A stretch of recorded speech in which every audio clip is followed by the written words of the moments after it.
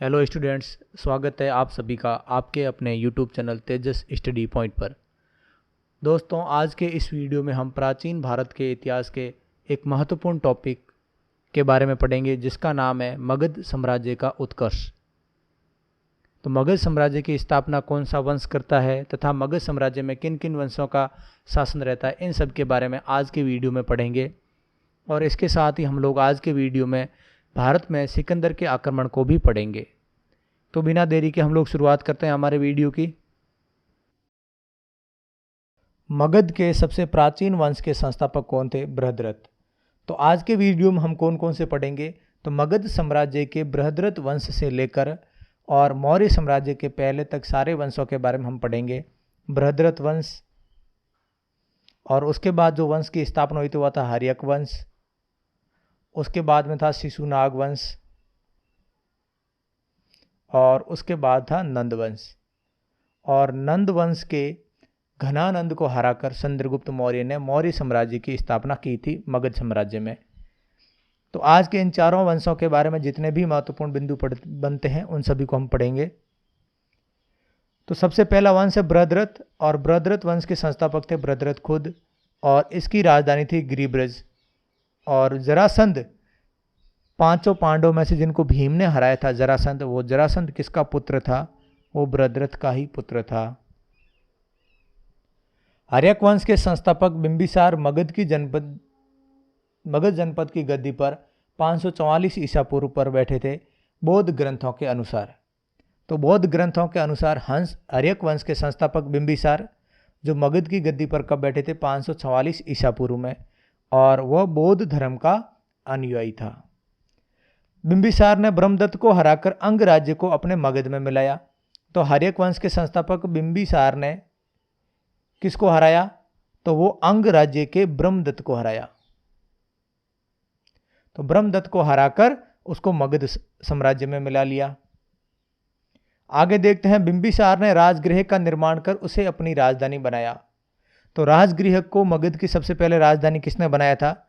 बिंबिसार ने। बिंबिसार ने मगध पर करीब 52 वर्षों तक शासन किया। बिंबिसार ने, हर्यक वंश के संस्थापक ने, 52 वर्षों तक शासन किया।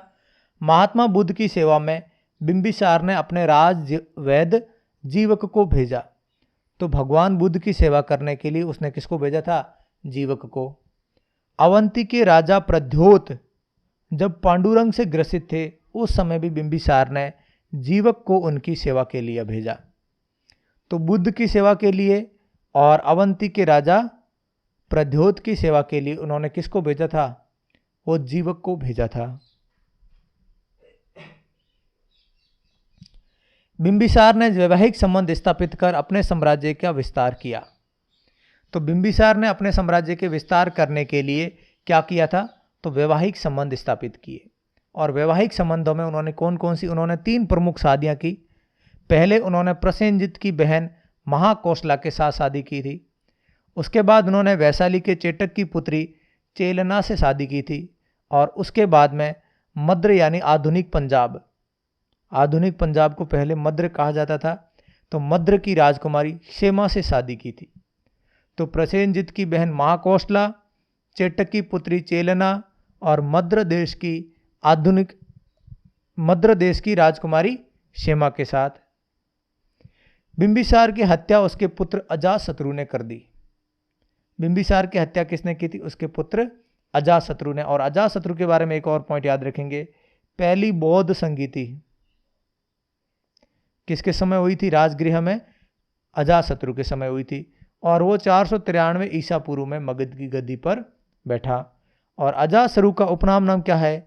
अजातशत्रु को कुणिक के नाम से भी जाना जाता है। तो इस पॉइंट में हमने क्या क्या पढ़ा देख लेते हैं। तो बिंबिसार ने अपने साम्राज्य विस्तार के लिए कौन सी रणनीति अपनाई? तो उसने जो है विवाह संबंध स्थापित किए। विवाह में उसने प्रसेनजित की बहन महाकौशला, चेटक की पुत्री चेलना और मद्र देश की राजकुमारी क्षेमा के साथ शादी की। बिंबिसार की हत्या उसके पुत्र अजातशत्रु ने की, जिसका नाम कुणिक भी है। अजातशत्रु ने 32 वर्षों तक मगध पर शासन किया। अजातशत्रु कितने वर्षों तक मगध पर शासन करता रहा? 32 वर्षों तक। और वह पहले तो बौद्ध धर्म का अनुयायी था और उसके बाद जो है वो जैन धर्म का अनुयायी बन गया था। अजातशत्रु की हत्या उसके पुत्र उदयन ने की। इस वंश को पितृहंता वंश भी कहा जाता है। पितृहंता वंश क्यों कहा जाता है? क्योंकि इसके संस्थापक हर्यक वंश के जो संस्थापक है बिंबिसार, उसकी हत्या उसके पुत्र अजातशत्रु ने कर दी।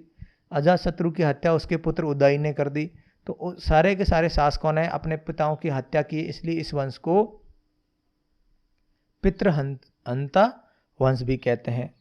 उदयन ने अजातशत्रु की हत्या कब की? 461 ईसा पूर्व में, और फिर वह मगध की गद्दी पर बैठा। उदयन ने पाटलिग्राम की स्थापना की। पाटलिग्राम या पाटलिपुत्र, तो पाटलिपुत्र की स्थापना किसने की थी? उदयन ने। और उदयन भी किस धर्म का अनुयायी था? जैन धर्म का। और हर्यक वंश का अंतिम राजा, प्रथम राजा बिंबिसार और अंतिम राजा, ध्यान रखेंगे, उदयन का पुत्र था जिसका नाम था नागदशक। और ये नागदशक हर्यक वंश का अंतिम राजा रहा। नागदशक के बाद कौन से वंश की शुरुआत होती है? वो होती है शिशुनाग वंश की। नागदशक को उसका अमात्य था शिशुनाग। उसने 412 ईसा पूर्व में उसे अपदस्थ करके शिशुनाग वंश की स्थापना की। तो शिशुनाग ने नागदशक को जो है वो अपदस्थ करके शिशुनाग वंश की स्थापना की 412 ईसा पूर्व में। शिशुनाग ने अपनी राजधानी पाटलिपुत्र से हटाकर वैशाली कर दी। शिशुनाग ने क्या किया था? अपनी राजधानी पाटलिपुत्र से हटाकर कहाँ कर दी थी? वैशाली। और शिशुनाग का उत्तराधिकारी कौन था? कालाशोक, ध्यान रखेंगे। तो शिशुनाग का पुत्र कौन था? कालाशोक था। कालाशोक ने क्या किया? राजधानी को वैशाली से वापस पुनः हटाकर क्या कर दिया? पाटलिपुत्र कर दिया। तो शिशुनाग ने राजधानी को पाटलिपुत्र से हटा के वैशाली किया, और शिशुनाग के पुत्र कालाशोक ने वैशाली से वापस हटा के मगध की राजधानी पाटलिपुत्र कर दी। और शिशुनाग वंश का अंतिम राजा कौन था?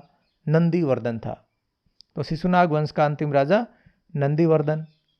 शिशुनाग वंश के बाद मुगल साम्राज्य पर कौन से वंश का राज होता है? वो होता है नंद वंश का। नंद वंश के पहले राजा कौन बनते हैं? संस्थापक महापद्म नंद। तो नंद वंश के संस्थापक है महापद्म नंद। और नंद वंश के अंतिम राजा कौन है? तो अंतिम राजा है घनानंद। तो हमने चंद्रगुप्त मौर्य की सीरीज या मूवीज में जरूर देखा होगा आपने कि घनानंद के दरबार में एक अमात्य रहते हैं जिनका नाम है चाणक्य। और चाणक्य को अपमानित होने पर उन्होंने चंद्रगुप्त मौर्य को जो है वो एक शासक के तौर पर ट्रेन किया, और उसके बाद घनानंद के खिलाफ युद्ध करने के लिए तैयार किया उसको। तो अंतिम नंद वंश का अंतिम शासक घनानंद, यह सिकंदर के समकालीन था। यह महत्वपूर्ण पॉइंट है कि जब भारत में सिकंदर का आक्रमण हुआ उस समय मगध का राजा कौन था? वो था घनानंद। इसे चंद्रगुप्त मौर्य ने युद्ध में पराजित किया और मगध पर एक नए वंश की स्थापना की, उसका नाम है मौर्य वंश। तो घनानंद को मौर्य वंश के राजा चंद्रगुप्त मौर्य हराकर कौन से वंश की स्थापना करते हैं मगध पर? तो मौर्य वंश की स्थापना करते हैं। तो हम देख लेते हैं हमने क्या क्या पढ़ा। बृहद्रथ वंश जिसकी स्थापना बृहद्रथ ने की। उसके बाद हर्यक वंश जिसकी स्थापना बिंबिसार ने की। उसके बाद में शिशुनाग वंश जिसकी स्थापना शिशुनाग ने की। और उसके बाद में हमने पढ़ा नंद वंश जिसकी स्थापना महापद्म नंद ने की। अब हम लोग देखते हैं भारत में सिकंदर के आक्रमण और सिकंदर की जीवनी के बारे में। तो सिकंदर का जन्म हुआ था 356 ईसा पूर्व में, और सिकंदर के पिता का नाम था फिलिप। तो 356 ईसा पूर्व में जन्मे सिकंदर के पिता का नाम क्या था? फिलिप। और फिलिप जो है वो मकदूनिया का शासक था। मकदूनिया यूनान का जो है वो शासक था। इसकी हत्या 329 ईसा पूर्व में कर दी गई थी। तो सिकंदर का जन्म जो है 356 ईसा पूर्व में, और 329 ईस्वी में इसके पिता जो मकदूनिया के शासक थे फिलिप, उनकी हत्या कर दी जाती है। सिकंदर जो है वो किसका शिष्य था? अरस्तु का शिष्य था।